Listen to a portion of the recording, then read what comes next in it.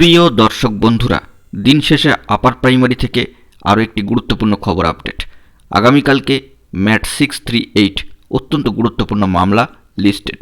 Breaking কিছু news উঠে আসছে, এই ভিডিওর মধ্যে সংক্ষিপ্তভাবে সবটাই তুলে ধরার চেষ্টা করছি, তাই অবশ্যই গুরুত্বপূর্ণ ভিডিওটিকে সম্পূর্ণ শেষ পর্যন্ত শুনে বোঝার চেষ্টা করবেন এবং যে সমস্ত বন্ধুরা চ্যানেলটি সাবস্ক্রাইব করেননি সাবস্ক্রাইব করে নিয়ে সঙ্গে থাকবেন। বন্ধুরা, আগামীকাল আরও একটি নতুন দিন, 18/1/2024 তারিখ। মাসের মাঝামাঝি সময় কিন্তু আমরা অবস্থান করছি। এই জানুয়ারি মাস অত্যন্ত গুরুত্বপূর্ণ এবং আমরা ইতিমধ্যেই জানিয়েছিলাম যে আপার প্রাইমারির ক্ষেত্রে 18 তারিখ শুনানির দিন ধার্য হয়েছে এবং সেটি ডেইলি কজ লিস্টে চলে এলে আপনাদেরকে জানিয়ে দেব।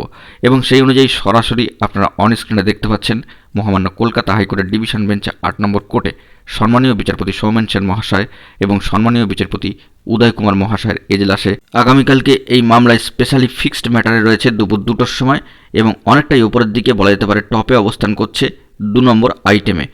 আমরা গতদিনকে দেখেছিলাম যে মামলা কিন্তু ছিল 53 নম্বর আইটেমে। তৎসত্ত্বেও আজকের দিনের জন্য অত্যন্ত গুরুত্বপূর্ণ খবর ডেইলি কজ লিস্ট থেকে উঠে এলো যে 2 নম্বর আইটেমে রয়েছে এই গুরুত্বপূর্ণ মামলাটি, অর্থাৎ অবশ্যম্ভাবী শুনানি যদি কোনো বিপর্যয় না হয় তবে আগামীকালকের জন্য অবশ্যম্ভাবী শুনানি কিন্তু হচ্ছে, এমনটাই আমরা আশা রাখছি।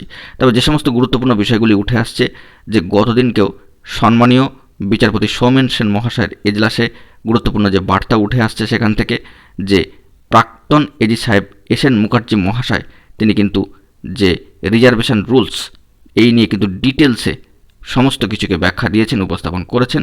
পাশাপাশি ভ্যাকেন্সি রিলেটেড নানান ধরনের খবরাখবর উঠে এসেছিল এবং আগামী দিন অর্থাৎ আগামী যে দিনটি আসতে চলেছে 18/1/2024 তারিখ, আগামীকালকের জন্য তিনি কিন্তু কন্টিনিউ করবেন, অর্থাৎ তিনি বলবেন, এরকমই আপাতত খবর রয়েছে।